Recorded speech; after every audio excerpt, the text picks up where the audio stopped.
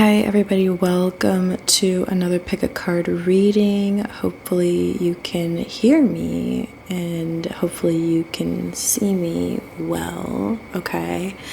So, in today's video, we're gonna look at the truth about the person on your mind, okay? This is a reading that I was called to do. At first I was going to do, how do they feel about you and stuff, but I'm more called to do the truth, okay? We're going to look at the truth about this person, so we're going to see whatever comes up. Before we select piles, I am offering personal readings, alright? So if you would like a personal reading, go to the link in my description. Okay, so let's get into it. So pile number 1, you are going to be the red lipstick. We're selecting from lipsticks. Not sure what happened. Oh, I might have, these lipsticks drop a lot. So yeah, we have the red lipstick. And yes, pile number 2, you are going to be the I don't even know what color this is. Almond Hustle. You are going to be the Almond Hustle. This is actually the color I'm wearing right now. Pile number 3, you are going to be the Secret Muse. The Secret Muse, okay. So pick your pile, pick from the lipsticks, okay? So red, almond, muse, okay? So we're gonna get started. Pile number 1. This is going to be your reading, okay? So the truth about this person. So let's just see what comes out here. What is the truth about this person for pile number 1? The person they came to this reading for. This person is actually very soft, okay? So the truth about this person is that they are very loving, and this person might even love you as well, or this person is actually sensitive, okay? Like this person might be scared of getting their heart broken. Okay, so whether or not this person acts, tough or strong, on the inside they are so sensitive. They're like so sensitive. This person also might like cats or something, or this person doesn't really have like the emotional capacity, for example, to watch like super scary movies or like horror films or something,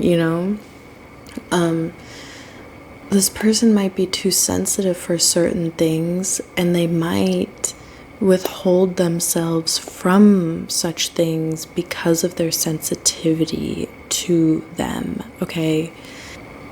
This person might struggle with some sort of phobia or agoraphobia, or they might be paranoid.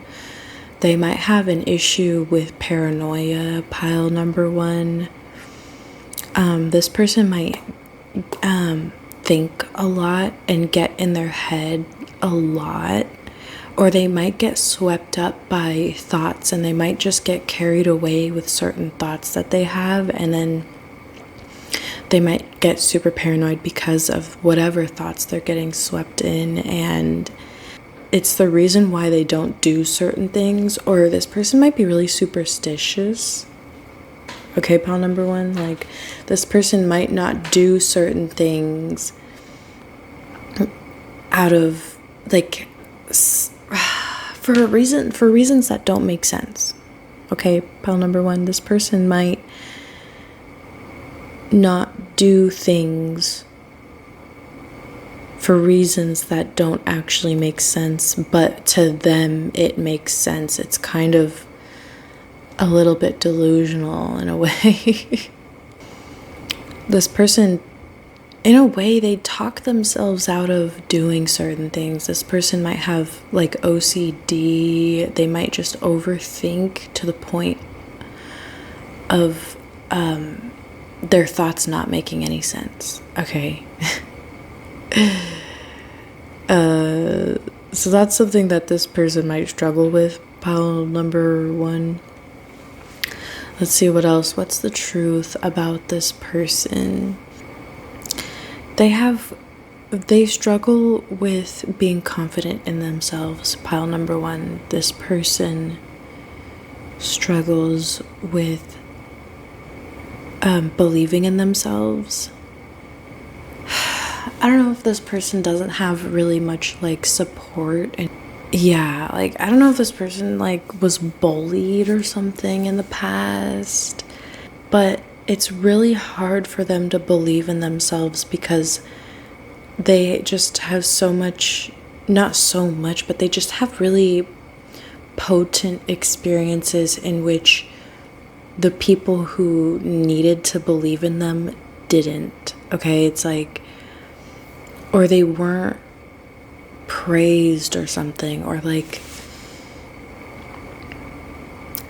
they weren't given that validation that they needed at times where they really needed it. And because of this, it's like questioning themselves is a habit, like a really, really vicious habit that they have.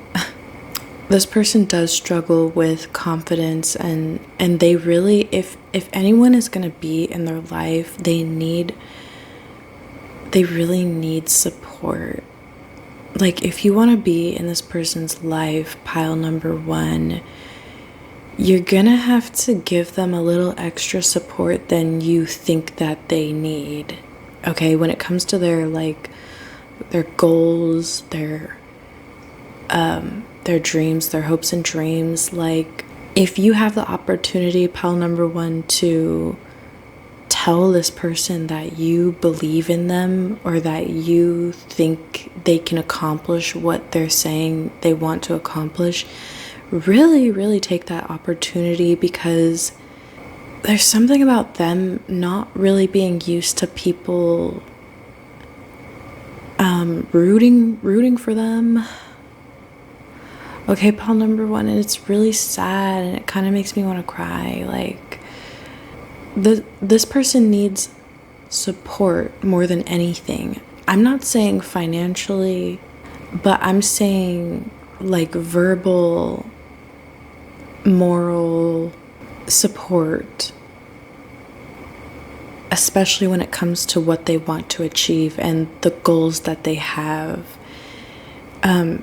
Again, I'm sorry if I'm repeating myself, but it's really important, if you want to be in this person's life, pile number 1, that you support their goals, like, and that you don't question them in a way that you don't like say anything that might even be remotely discouraging for them to hear about their own goals. Okay, because it's really important that they believe in themselves, and that the people around them are conducive to them believing themselves, because this person is very sensitive to feedback, and this person is very sensitive to when people aren't supportive, or when people make them question themselves. Okay, like, and it has to do with either their childhood or just like experiences they've had where people question them, or people just don't give them the support that they need, or that is like expected. This person might not see themselves correctly. This person might have a distorted perception of themselves, okay? They see themselves as smaller than they actually are. they see themselves as not as capable as they actually are, or like they only see a fraction of who they actually are in themselves. And this person, pile number one, needs people in their life who help them see themselves, who hold up an accurate mirror to them, like, this is you, this is all of you, this is you. And not in a bad way, but in a supportive way, like, this is you. And it would be best, pile number one, if you're interested in this person and you want to be in their life, that you help them see themselves. Okay, pile number one, I'm not saying that you should, or that it's your job. It's like, it's not your job, but given what this person has been through, they really need support. They just need someone to believe in them, you know? They need people to believe in them and to not disregard their hopes and dreams, okay? So let me see any other messages about this person. Pile number one, the truth about this person. This person doesn't need you, okay? I know I keep saying that they need people in their life who believe in them, but it's not that they need you. This person doesn't need you. This person doesn't need anyone. But if they are going to have anyone around them or be in a relationship with anyone, they would need that support from those people, if that makes sense. It's like they don't need you, but they have needs when it comes to the people they choose to have in their life. If that makes sense. Like, they have needs when it comes to relationships. This person doesn't need relationships necessarily, but they have needs in relationships. I hope that makes sense. And the need comes back around to exactly what I was telling you about. They need support, okay? And if you can't offer that to this person, or, you know, like, when it comes to this person, if someone doesn't offer that support that they need in relationships, it's not good for this person. Like, if you're someone who's going to question their goals, question them, their character and stuff like that, if you're going to make this person question themselves, it's not good. If you have been doing that, you need to stop. Pile number one, if you've been asking this person questions instead of just supporting them, like, I mean, verbally, you know what I'm saying? Like, verbally, like, pile number one, I would just keep in mind that if you haven't been supporting this person's goals, like, that's not good, okay? That's not what this person needs, okay? Like, you're not meeting this person's needs if you're not supporting their goals. Also, if you've been asking too many questions that would make them question themselves or question their goals, or stop believing in themselves as much as whatever amount of belief they had in themselves, you know? And again, pile number one, I don't mean to repeat myself, but it's like, this person doesn't need you, but if you're going to be in their life, they need you to believe in them and express that to them, express that you believe in them achieving what they want to in this life. It's gonna mean the world to this person, and even to the universe itself, because it's like the universe has been trying to get this person to actually follow their dreams. You know, like the universe, God, whoever you believe in, has been trying to get this person to follow their dreams. But it's people who, it's not, I don't want to say it's anyone else's fault. It's what this person has been through. But the universe would just absolutely love if someone in this person's life actually gave a crap about their about their destiny and about like their dreams, following their dreams. So I hope that makes sense. I'm gonna see if I can get any last messages about the truth about this person. This person has a really big purpose. The only thing that has been stopping this person from fulfilling this purpose is them doubting themselves and not knowing who they are, really, like not seeing themselves correctly, not seeing their own beauty correctly. It's from them, yeah, like just not seeing themselves clearly, and it sucks. And if, again, and I'm sorry I'm repeating myself, if anyone's gonna be in this person's life, pile number one, these people have to be conducive towards pulling this person out of this distorted perception of themselves. This person needs, if they're going to have someone in their life, they need someone who assertively shows them who they are. Like, look how beautiful you are. Look at how amazing you are. Look what you can accomplish. You can accomplish this. Like a hype man. This person needs a hype man. Okay? This person needs hyping up. Okay? So, yes, pile number one, that was your reading. Thank you so much for watching. And I'm going to move on to pile number two. Okay, so am I still recording? We're still recording.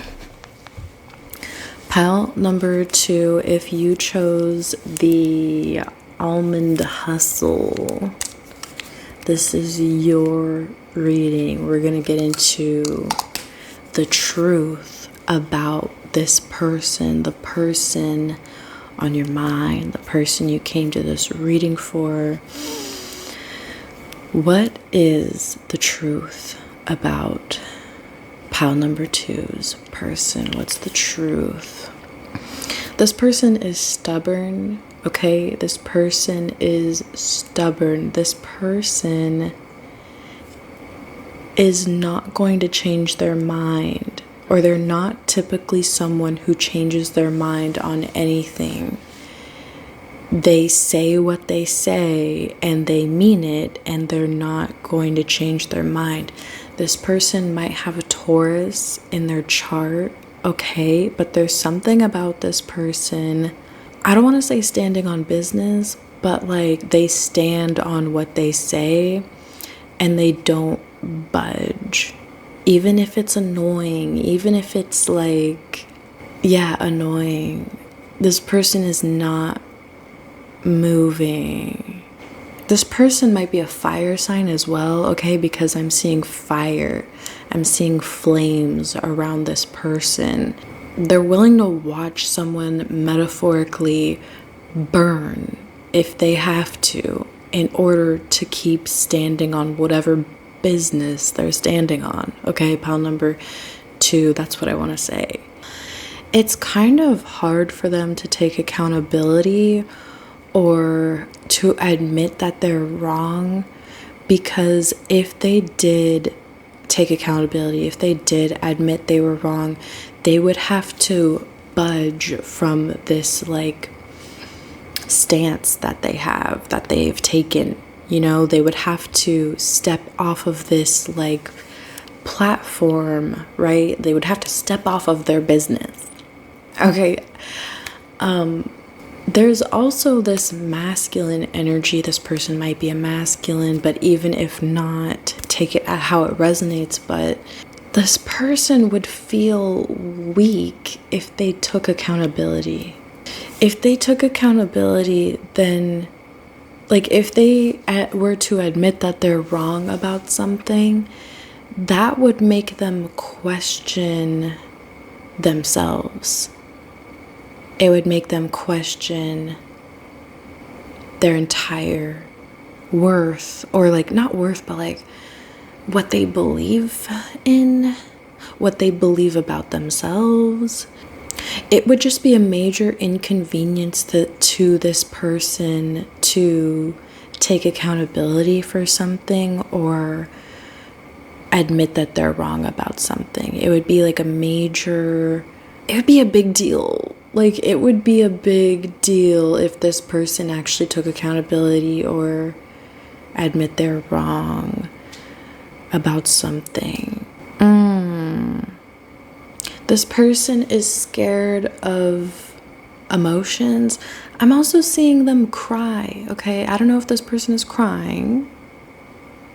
I don't know, okay? But there is this fragility. Their ego, this person's ego is actually pretty fragile.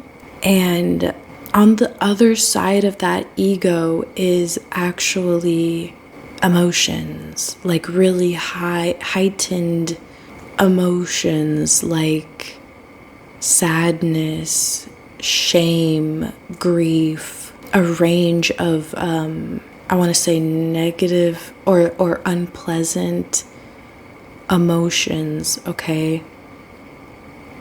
It's like a culmination of all the times that they did not take accountability. It's like a culmination of all the times that they convinced themselves that they were right, that they stood on this podium of righteousness, or like this like false righteousness, or like this telling themselves that they did no wrong. Okay, it's like a culmination of all those times that they did that, all those times where they were in the wrong, but they were never able to bring themselves to truly see and admit that. This person might be on the brink of coming to that culmination of unpleasant emotions associated with not taking accountability. Okay, pile number 2. This person might be on the verge of hitting bottom about all the times, and I'm saying all the times, that they didn't take accountability. And if not, it's just a really thin line, like like right on the other side of their ego is that depth, that potential for them to feel very intense, healthy shame, okay? Healthy shame. Not toxic shame, but like, I mean, maybe a little bit of toxic shame, but like healthy shame for all the times that they didn't take accountability for something. That is what is on the other side of their ego.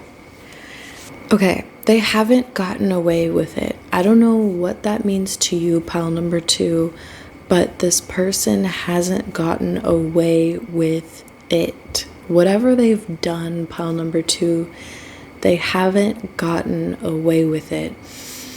It's haunting them in their subconscious. It's not that they don't feel this soup of like intense shame. It's not that they don't feel it. It's not that they don't feel it. It's that it's in them. This soup of shame, this shame soup.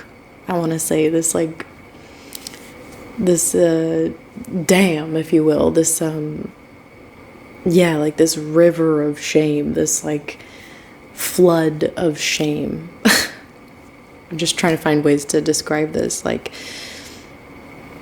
it's in them and it's playing out in their subconscious, and it's actually haunting them, okay? It's like it's giving them anxiety. It's giving them something, okay? It's taking place. It might not be taking place at the forefront with them crying. It might be. That might be how it is manifesting. It might be how that shame is manifesting. Everyone is different, okay? But like, if it's not manifesting in that way, it's manifesting in another way. Maybe in their dream state, they keep dreaming about these times, these moments, these things that they did that they never actually took accountability for, or maybe they're getting flashbacks. But the point is, the truth about this person is that this shame is either bubbling up as I speak in this person, or it has already come to the surface. They're in this process. Pile number 2, I don't know if you're worried that this person got away with something. I don't know if you're worried that this person took from you or stole from you or got away with something, but they definitely aren't. They didn't get away with it, okay? Whatever this is, pile number 2, they didn't. That's what, Spirit wants you to know about this person, the truth about this person. They didn't get away with whatever this is. There's something about you, pile number 2. There's something about you, pile number 2, that has made this person see something, and they can't unsee it. It might be something they can't unsee about themselves. What did you do to this person? Pile number 2, you did something to this person. You did something to this person. They cannot unsee whatever you have made this person see. You have scarred this person, and I don't mean that in a negative way, but you have left some sort of mark on this person, and it's making them see more clearly. It's making them see things more clearly, and it's making them see their faults in some sort of way. Like, it's making them see things they've done that they have repressed their own accountability and shame for, and it's coming to the surface, or it already has, or whatever. Okay, pile number 2. There's something you said, or something you did, or something about you, pile number 2, that has made this person see something that they cannot unsee. And they're kind of having this like very, I'm not going to say rude awakening, but like this unpleasant, uncomfortable, yet healthy realization. It's really hard for this person, but it's happening, or it's going to happen, or like at some point it's going to happen, okay? That there's something about you that has made this person have a really hard realization that they might be going through at this very moment. And it might even be bringing them to tears. Okay, pile number 2. This person has buried certain emotions, certain things that they did not want to see, and now those things are no longer buried. They can now see these things very clearly instead of repressing them anymore. And it's not pretty. It's very unpleasant, pile number 2, what this person is going through. But it's good, and it's healthy, and it's supposed to happen.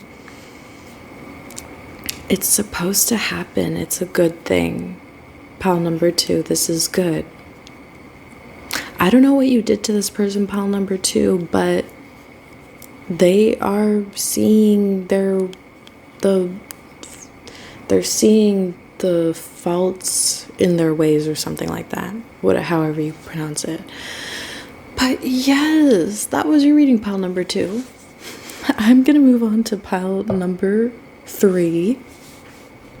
Okay, so pile number 3, if you chose the Secret Muse lipstick, this is your reading. We're gonna get into the truth about the person on your mind. Okay, I'm hearing the name Joe, so I don't know if this person might be named Joe, or if you or your name is Joe, or you know someone named Joe. I'm not sure. Okay, this person might have a limp, or you might have a limp. I don't know why I'm seeing somebody limp. Okay, this person, I don't know why, but there's a fan. There's like some sort of space fan, or like I don't know what it is. It has to do with the air. I don't know. I don't even know what it is. But I just noticed that the sound it was making, and I kind of got annoyed. I don't know if this person is very sensitive to sounds, or very like, what's the word, like a sensory thing. Like this person might have like a sensory issue where they need it to be quiet. They might have a sensitivity to lights being too bright or something. Let's see, what's the truth about this person? This person thinks you're too good for them. Okay, also, I'm not really getting so much a love. It could be, okay, I don't know. This is gonna resonate.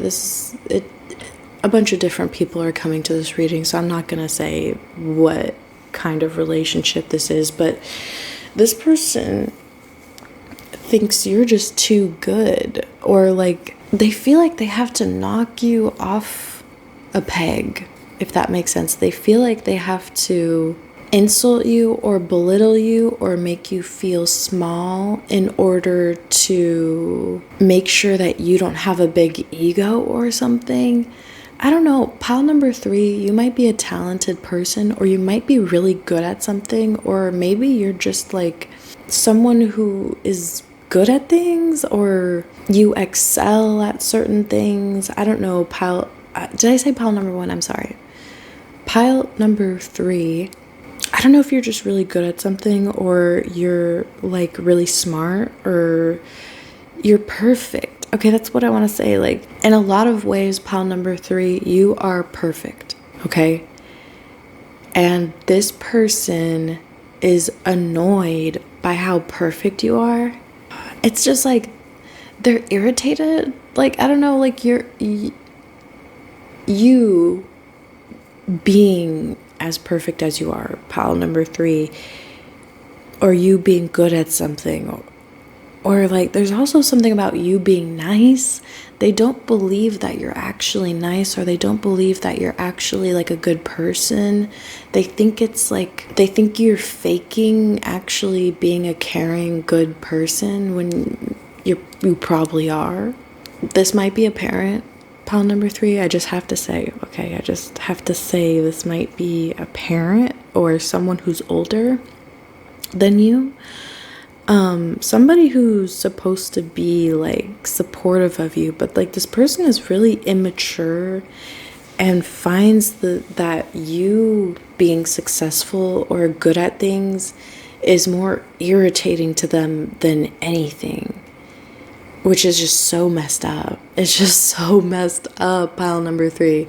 I really don't like these kinds of people, but like this person, it's irritating to them. I don't know why your success, your positivity, your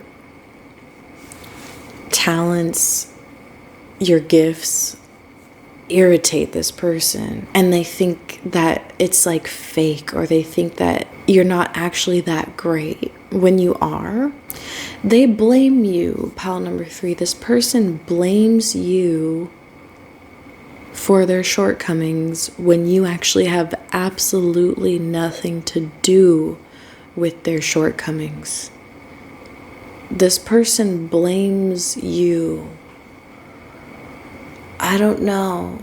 They take some sort of anger out on you for the way that you are, because you show them, pile number 3, you show this person that it's possible to do certain things. You show this person that they can do what you do.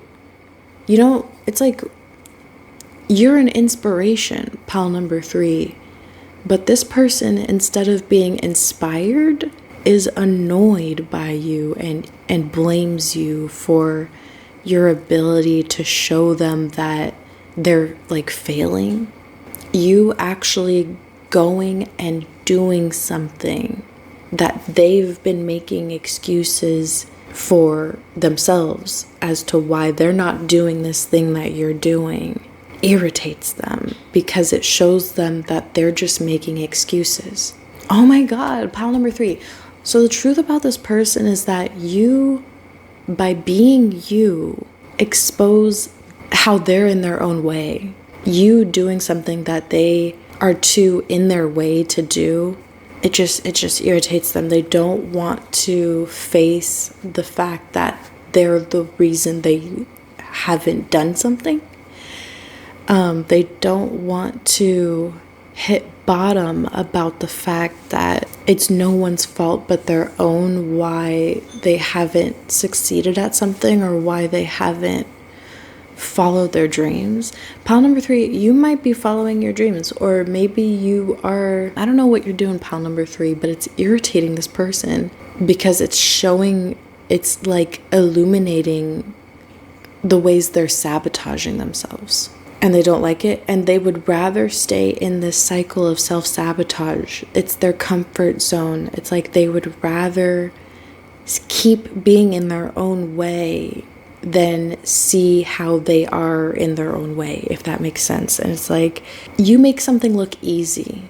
You make something look easy, but like you probably had to overcome the same thing that this person has to overcome, but you just decided to overcome it. Okay, if that makes sense. Like you actually took steps towards overcoming something that this person is too comfortable not overcoming, if that makes sense. Okay, pile number 3. That's why I want to say this might be a parent, because you might be breaking generational curses that this parent has not yet broken due to them being in their own way. And you breaking these curses and these like chains and these limiting beliefs or something like that, it's just irritating them. Like, instead of being proud of you or like inspired by you, they're irritated. They're very irritated because, again, there's something about you making it look easy or not seeing the work that you did to get to this point where you are now. Okay, whatever that means to you. This person wants to discredit you so bad. This person wants to discredit you. This person wants to invalidate your success so bad so that they can go back to being comfortable in toxicity. So let me see, what's the truth about this person, pile number 3? You didn't do anything, pile number 3. I don't know if you're worried that you did something or that something is your fault when like you didn't do anything. This person is literally just someone who's in their own way and is irritated when you are an example of someone not being in your own way. And you might be younger than this person, which is also another reason why it irritates this person, because they think, I'm older, I should be more ahead than pile number 3. But here they are, you know, just skipping ahead as if it's easy as skipping. But no, like you're actually putting in some sort of work to get ahead, quote unquote, you know, like, and they just want to discredit that because they don't want to do the same work. Okay, they just want to wallow in their misery. Pile number 3, like, this person loves to make excuses. This person absolutely, like, their favorite thing to do, pile number 3, is make excuses for why they haven't done better or gotten better at something, or just in general in life. And you just being yourself and doing the work to get to certain places and certain checkpoints of, like, triumph in your life, it irritates this person. Okay, it does nothing but irritate this person, which is just so messed up, considering this is someone who should probably be proud of you, who should probably support you, but they're taking your success personally. Your success is a personal offense to this person because of how much it triggers them. And it's just sad. It's just sad. So I'm going to see if I get any last messages. You need to leave this person exactly where they are, pile number 3. I don't know if you feel, I don't know, like, if you're, like, attached to this person, or you want to, I don't know, pile number 3. I don't know what your relationship to this person is, but you have to leave them exactly where they are, and like, you have to stop yourself from taking any sort of responsibility or thinking that anything having to do with them and how they live their life is your fault at all, because it's not. It has nothing to do with you. You're just a walking trigger for this person by being who you are, because this person is toxic and selfish. That's it. Like, there's nothing you can really do to, like, convince this person or help this person. There's nothing you can possibly do for this person. This person is stuck where they are, and they'll probably continue to be stuck where they are. And it probably will serve this person if you leave this person exactly where they are and stop taking responsibility for them in some sort of way, whether that be subconsciously, whether that be, like, you know, in any sort of way, taking responsibility for them and how they feel in any sort of way or capacity. If you stop doing that, that would be great. Okay, pile number 3, that would be great. It will also do something to this person, something good, something healthy, or it'll allow this person to get their karma, because you taking responsibility for this person or staying connected to this person in some sort of way, it's causing a blockage both for you and this person. And once you just let go of this person, I don't care if you have to see this person every day. I don't care if you live with this person. I don't care. Practice letting go of this person every single day.